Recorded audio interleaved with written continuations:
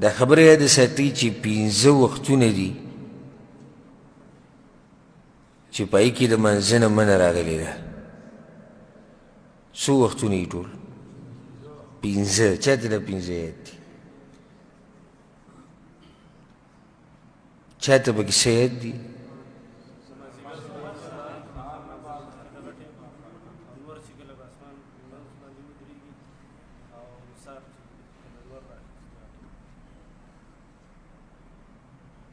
د څو ټیمو شو؟ موږ 15 ذکر کړو. اوس به پکې نورې څه ټانکې ولګوې نه یې غونډه کې 15 وختونه دي. ګوره که مختصري ذکر کوو نو 3 وختونه دي. د مازدیګر د منځه نه بعد نور ډوبېدو پورې، سهار منځه نه بعد نور راختو پورې، او چې کله نور بلکل د اسمان په منځ باندې شي.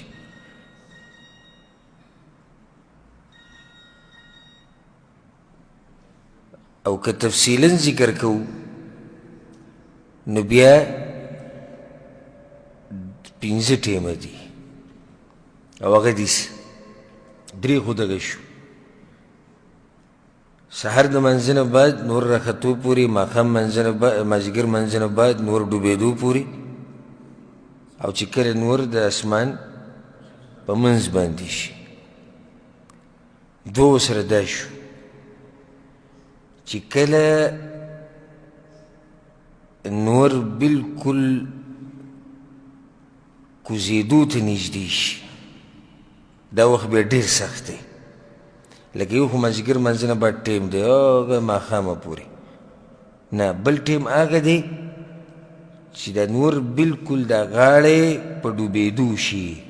نور د کناره نه ده، دا په ډوبېدو شي. د دغه وخت نه واله د نور د بلکل ډوبېدو پورې دا 4م ټیم شو. 5م ټیم نور راوختو، دا نه چې صرف نور راوختو یو بس د نور کناره ولګېده یو ته مونځ شروع کوه، نه، نور کناره راوخته، غاړه راوخته. اوس دا پوره لږ صبر به ورته کوي چې دا نور پوره راوخیږي. دا 5م ټیم شو. ورسېدی په تاسو که نه؟ نو څوک به د 15 ماته ووایي؟ بس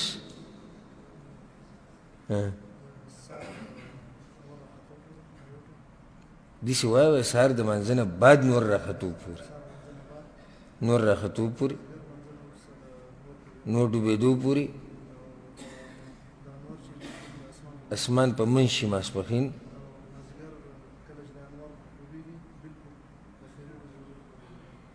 نور چې کله کنارې یو غاړې ډوبه شي نو د ډوبېدو پورې، او نور چې راوخیږي نو بیا ورته دومره صبر کول چې نور پوره راوخیږي د یو نیزې په مقدار. دا څو ټیمه شو؟ 15. یو سوال دلته زړه کې دا راځي چې ولې شریعت منع کړې ده په دې ټیم کې د منځونو نه؟ نو په کې یو څو حکمتونه دي. یو حکمت هغه دا دی چې د مشرکانو سره تشبیه رانشي. ځکه چې کوم مشرکان چې د نور عبادت کوي نو هغوی نور ته په دې ټیمونو کې سجده لګوي، نور ته په دې ټیمونو کې سجده لګوي، نو چې د هغوی سره تشبیه رانشي. دویم حکمت پکې دا دی چې شیطان خوشحاله نشي. ځکه چې اوس حدیثونه به راشي